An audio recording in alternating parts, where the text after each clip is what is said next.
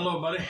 Welcome back to Tin Man Score Channel. I'm your host, Jeffrey Tin Man Taylor, and today I'm reacting to my third and final Mr. Nightmare video for you guys. And this was titled Three Scary True Countryside Horror Stories. So without further ado, I'm going to turn these lights off, move the camera up here for you guys, and let's get this reaction on the road in the bag, shall we? Okay, here we go.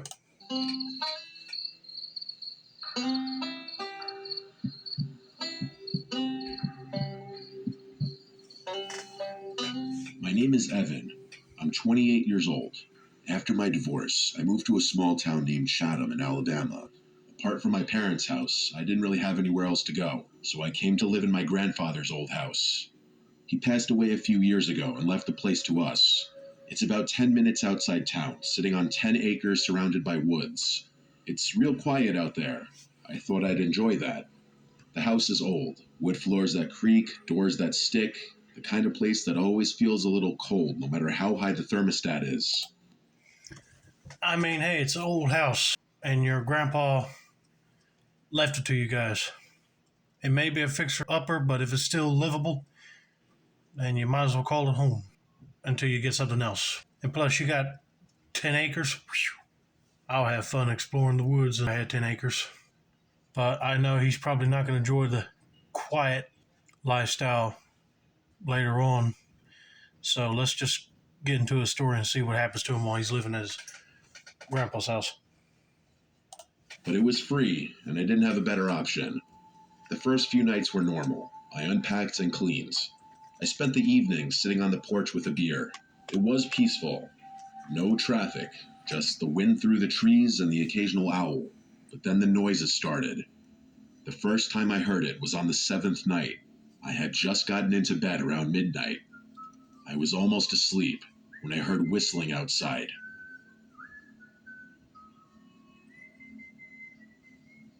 It wasn't a song I recognized, just a slow, broken tune, off-key. It sounded like someone walking through the woods behind the house, whistling as they went. It creeped me out, but I figured it was some hunter or drunk neighbor. The next night, it happened again. Same time, same tune, but this time it sounded closer. I got out of bed and turned on the porch light, but I didn't see anyone. I went outside with a flashlight and checked around the yard. Nothing. No tracks, no sounds of someone running off. Just the whistling, fading deeper into the woods. I tried to ignore it. For a couple of nights, I just stayed in bed and tried to sleep through it. But every time, the whistling would start around 1:17 a.m. I know that sounds like a random number, but I swear it was always around 1:15 or 1:19, somewhere there. Oh, heck no. I will lose it. And if you go outside and you don't see nobody there, I'll be yelling out the porch, say, if you don't quit that whistling right now, I'm calling the cops.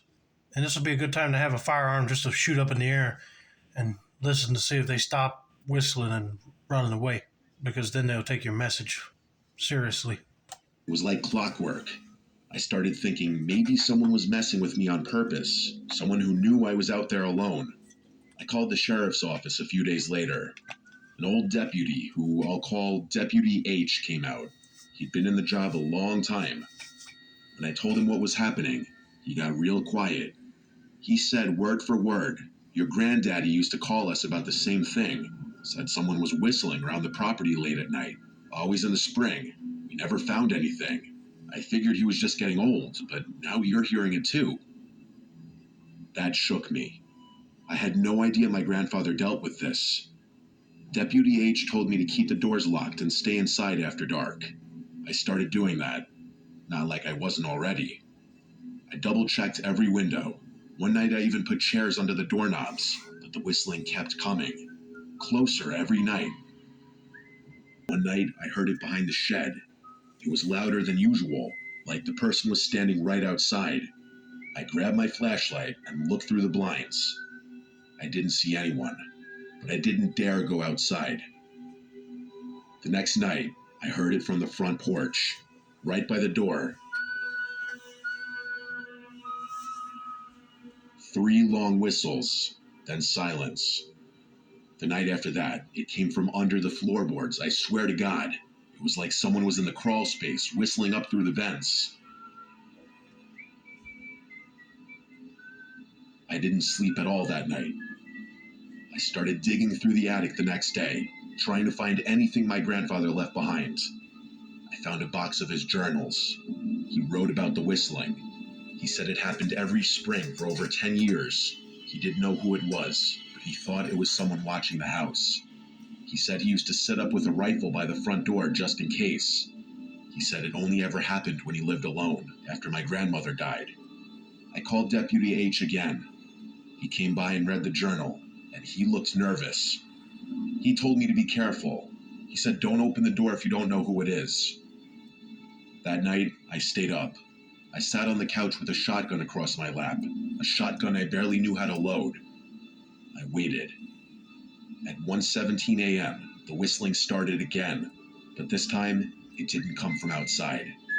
It came from the hallway, inside the house. I froze. The hallway light was off. I could hear the whistling moving closer, step by step. I stood up, aimed the shotgun, and shouted, "Who's there?" The whistling stopped.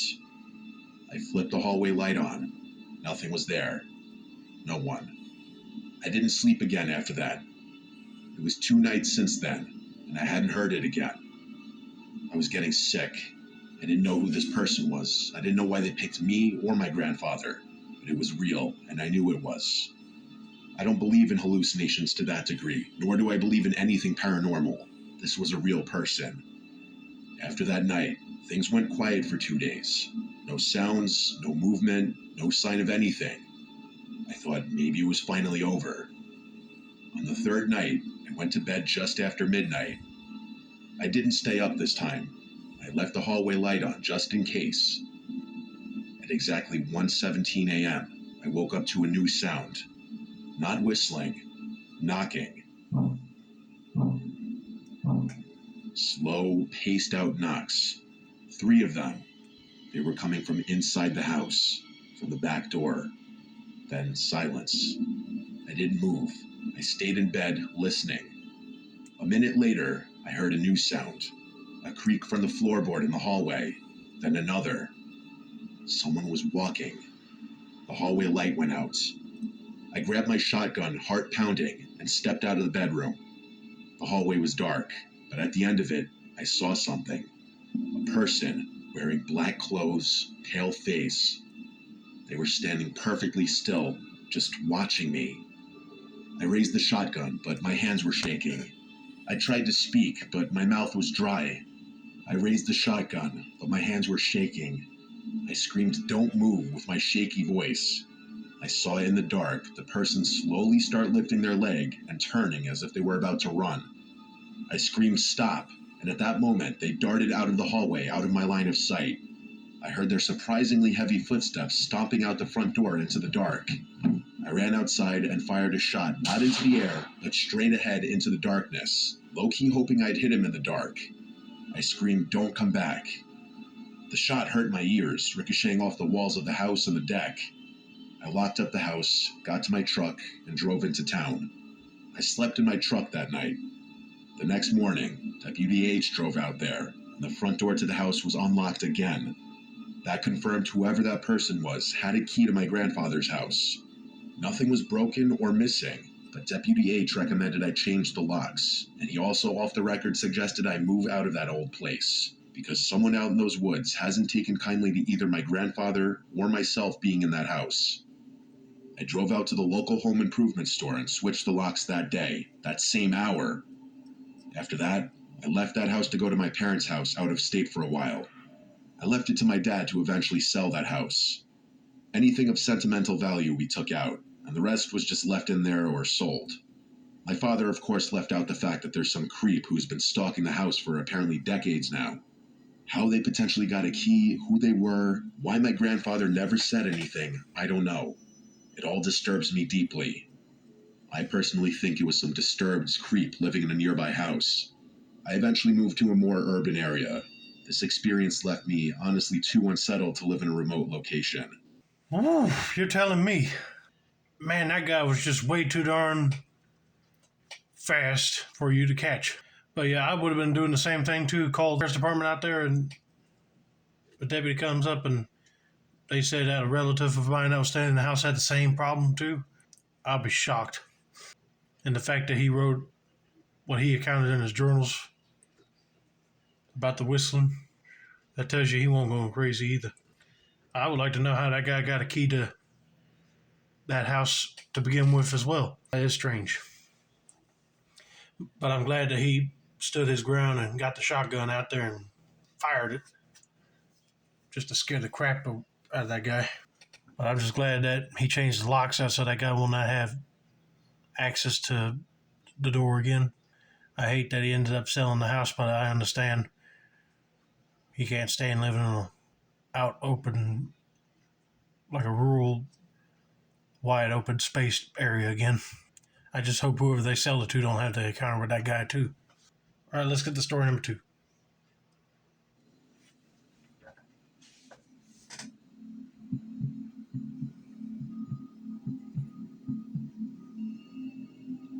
I'm 16 and live in the city now, but I've spent the first 8 years of my life in the countryside. For some people, it might seem weird, as I was allowed from a very young age to walk around the small village without being supervised by my parents. The area itself wasn't very big, and the entire population was about 90 people maximum. Basically, everyone knew everyone, to the point that me and my friends remembered the car numbers and whom they belonged to. It was a hot summer day. My friend and I, who all called Julian, were dead thirsty for some Coca-Cola. Back then, soda was very cheap at those little supermarkets, and we really needed a couple of pennies to get the right amount of money to buy 2 cans. Luckily, an old woman called us from her house. She explained that she was going to make some mint tea for everyone since her birthday was coming up. The issue was, she ran out of mint plants, so she told us that if we'd fill 2 plastic bags with mint leaves, she would buy us as much soda as we wanted. Julian and I thought it was a great idea, since I didn't want to ask my parents for any money. Soon later that day, we started digging. The sun was literally frying our foreheads, and our clothes were soaked in sweat. We searched for mints, but despite our efforts, we barely filled half of the first plastic bag.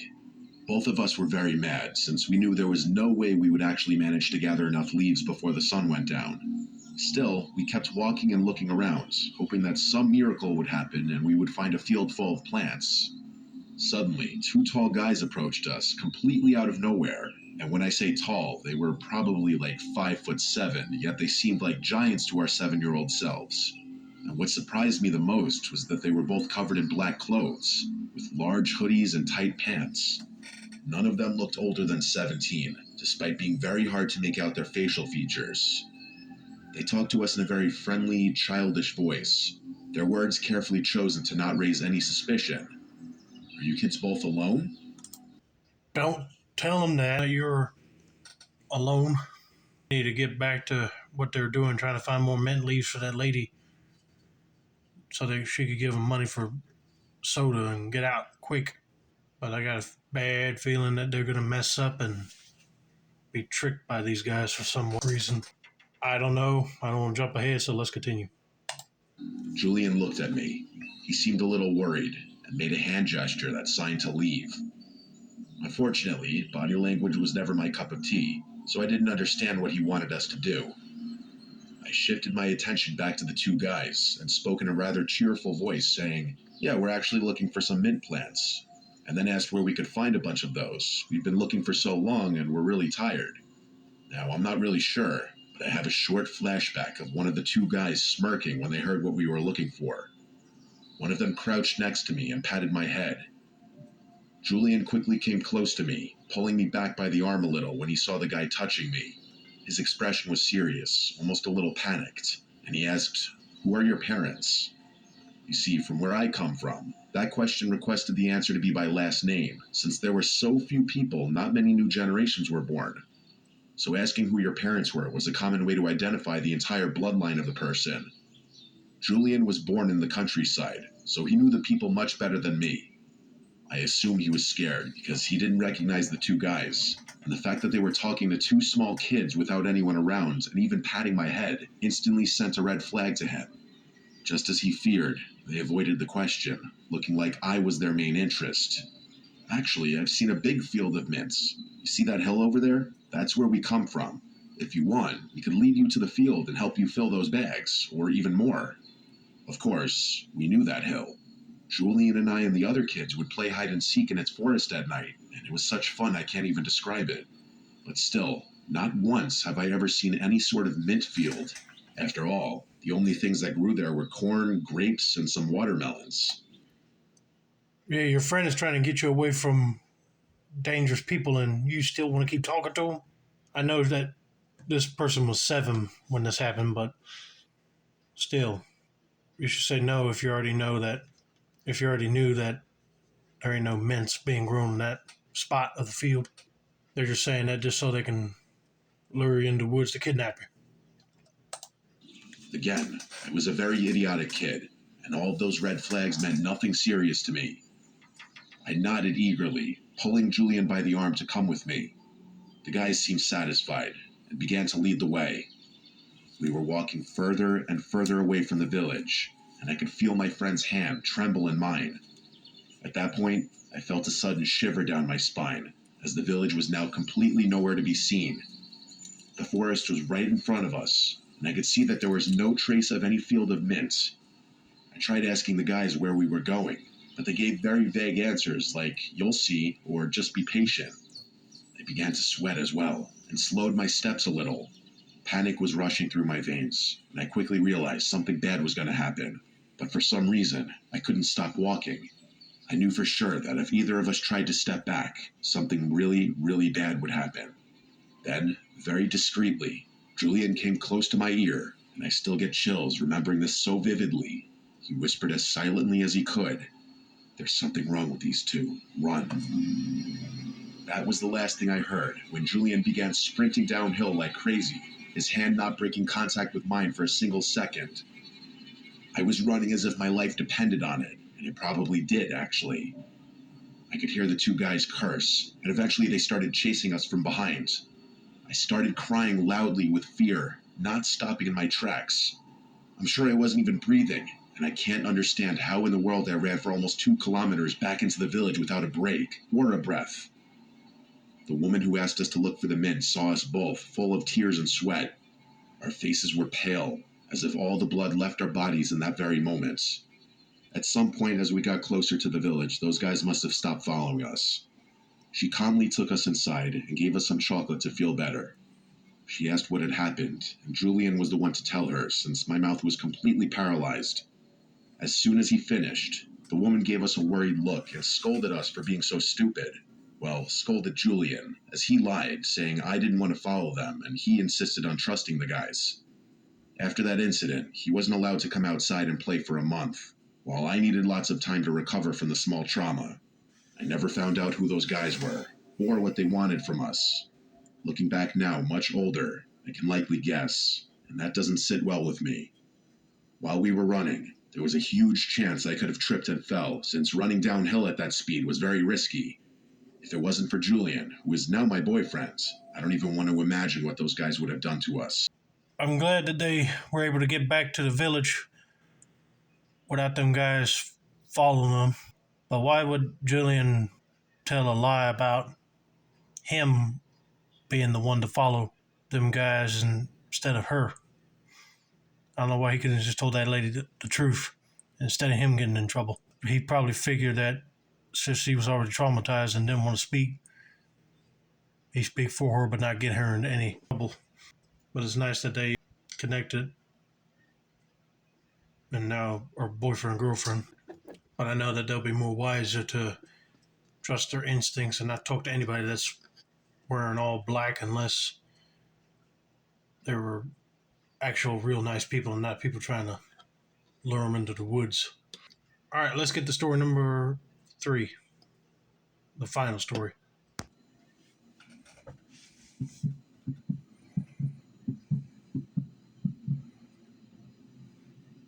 My parents used to work a lot when I was little. They both had to work 2 jobs because they needed extra support for me and my older brother Cameron. Their jobs kept us on our feet, but still required them to be gone most of the time, so they hired a babysitter for us on some website. It was a young white girl, maybe early 20s, named Michelle. For about 4 to 5 months, Michelle came over every weekday to babysit us. Me being 7 and Cam being 8, we both loved having Michelle around. She was young, polite, and very energetic, which meant we could have a lot of fun playing with her versus some old lady that's always tired and in a bad mood. I can relate. I remember back when I was younger, my aunt would look after me at her house during the summer, but sometimes it would be my older cousin, and she would come up here to watch me. A younger babysitter can be more interactive with the child instead of an older one that might just tell you to behave and go play in your room or something and then take a nap. That would be boring right there for sure. Cam and I did online classes because school would be too hard for my parents to keep up with. Michelle also helped with that a lot. When summertime came around, my parents told Michelle she should go relax for a bit. You know, they wanted her to have a nice summer vacation, especially after all she'd done for us. But that also meant that we didn't have a babysitter for the summer. My parents didn't want to go through the process of finding a trustworthy babysitter, so they decided to just take Cam and I to our grandparents' house. They lived in Texas in the countryside, which is a little far from our house in Oklahoma, but it would be worth a drive given we'd be there all summer. The weekend came around, and on Saturday, we started our drive. The ride was beautiful, but obviously to little me, it was the most boring, nauseous experience ever. We finally made it to their house after what felt like forever. It was a medium-sized cabin-looking house in the middle of a big open field and woods around the back. A little off to the side was kind of a barn-style building with an area for animals such as cows, goats, chickens, and other cool stuff.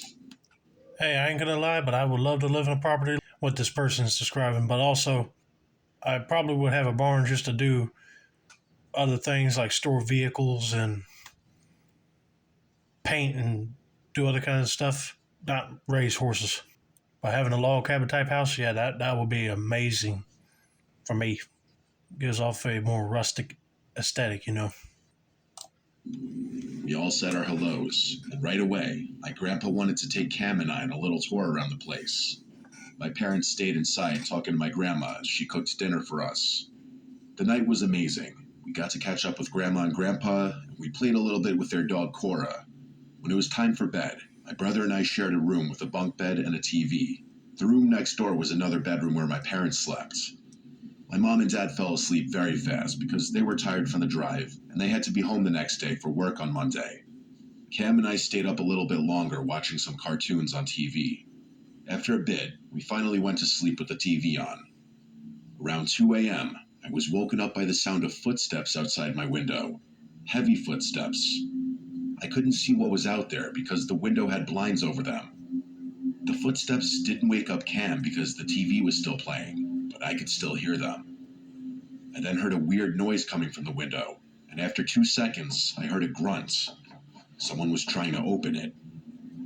I went to my parents' room to wake them up and tell them. They didn't really believe me and thought it was my imagination, of course, but when they went to check, nothing was there. So they just brushed it off as an animal sound.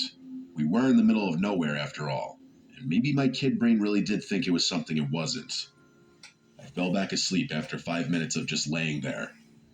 In the morning, I woke up to the delicious smell of my grandma cooking breakfast as my parents were packing to go home. We all ate together, then my parents were off. Once they left, my grandpa took Cam and I to go feed the animals while taking Cora on a walk.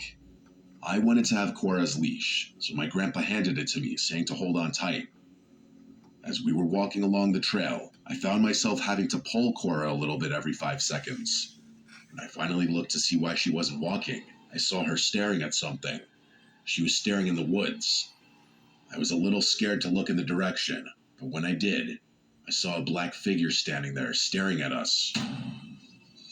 Even though it was all black, I could tell he was looking at us. He was half behind a tree with his hands on the wood, as if he were trying to peek over, but with his whole body.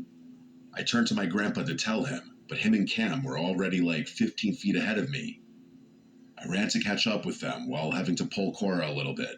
Once I told my grandpa about the man in the woods, the man vanished. It was like he was never even there.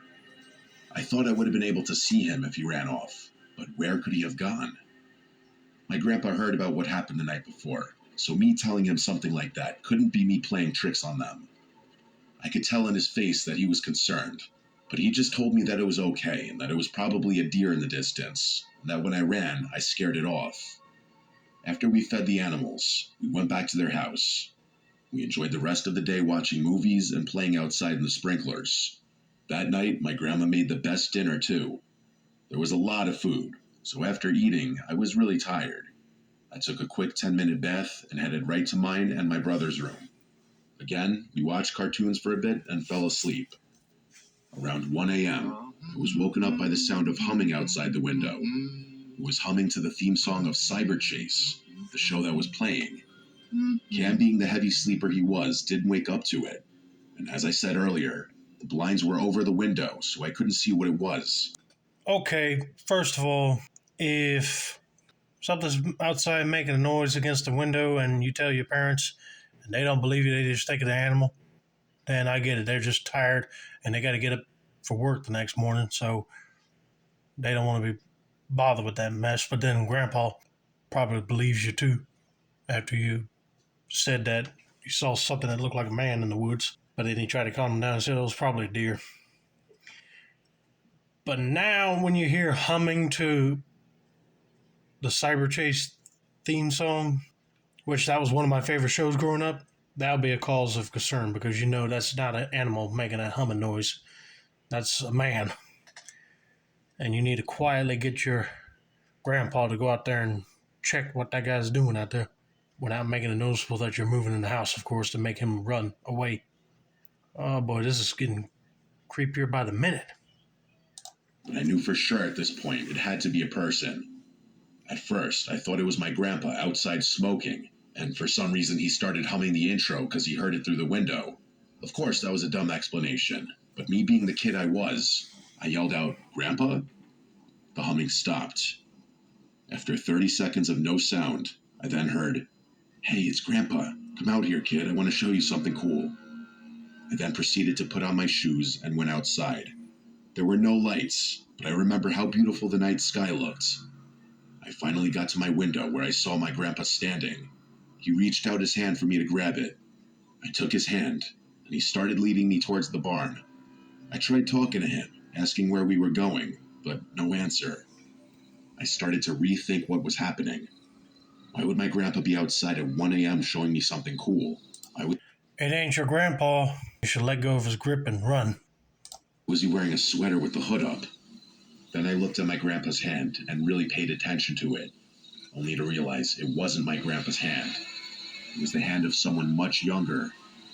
I tried to pull my hand away, but his grip only got stronger. I didn't want to let him know I knew something was wrong, so I stayed quiet, even though my heart was pounding. Then I looked behind him and noticed a long handle sticking out of the back of his pants. That's when I really panicked inside. Suddenly, I heard my grandpa's voice calling from the house. I didn't say anything back, but the man turned his head toward the sound. In that moment of distraction, I yanked my hand free and started to back away. The man stood there for a second, then suddenly bolted toward the woods. I ran straight for the house, yelling for help. By the time I got inside, my grandpa was waiting for me with his arms wide open, and my grandma had the phone to her ear talking to the police. Not long after, the cops showed up and started searching the area. They found the man hiding in a ditch not far from the house. In that ditch was some stuff he'd taken from the barn, and most disturbingly of all, they said he had an axe tucked into the back of his pants. After further investigation, they found that the lock on my grandpa's shed had been broken off, leaving it open for anyone to get anything they pleased. In the shed were a lot of tools that could have caused more trouble. After a couple of days, my grandpa found out that that man turned out to be Michelle's ex-boyfriend, who I'll just call Dave. Dave admitted to have been stalking us and planned to take me that night. He figured it was easier to take a little girl, so he went after me. He said he wanted to take me because he knew Michelle cared about me a lot, and if he had threatened to hurt me, he could make Michelle do anything. Dave stated he mainly wanted to use me to get back with Michelle because he wanted to start over and live a happy life with her. He claimed he was never actually going to hurt me. After this whole incident, our parents picked Cam and I up a week later and started looking for better jobs so they could be home with us more often. They also let Michelle go, which is understandable. I'm so grateful that the police station wasn't that far from my grandparents' house. But most importantly, I'm thankful my grandpa had woken up that night to use the bathroom. Even after 20 years, it still gives me chills to think about what would have happened to me that night. Yeah, that is a big what if. That person's grandpa did not wake up to use the bathroom. He probably wouldn't have seen that his grandchild was being taken by a stranger. That guy's plan with getting back with their babysitter was really stupid. Like he was going to really take her and take pictures and send them to her to make it look like he was desperate. I mean, she would have turned around with those pictures and called the cops on you, dude. She won't go back in love with you again. And he should have thought that plan out thoroughly. But then I hated that the parents let her go, but I understand completely that they felt betrayed. But that is traumatizing right there. I'm just glad that they were able to find him and arrest him and take him off the property. But anyway, I hope you guys enjoyed this video. Don't forget to like, subscribe, turn on post notifications for more Mr. Nightmare content like this. This has been another successful installment of the Tin Man's Quarter channel. I'm your host, Jeffrey Tin Man Taylor. I say that's a wrap, and have a nice day, everybody.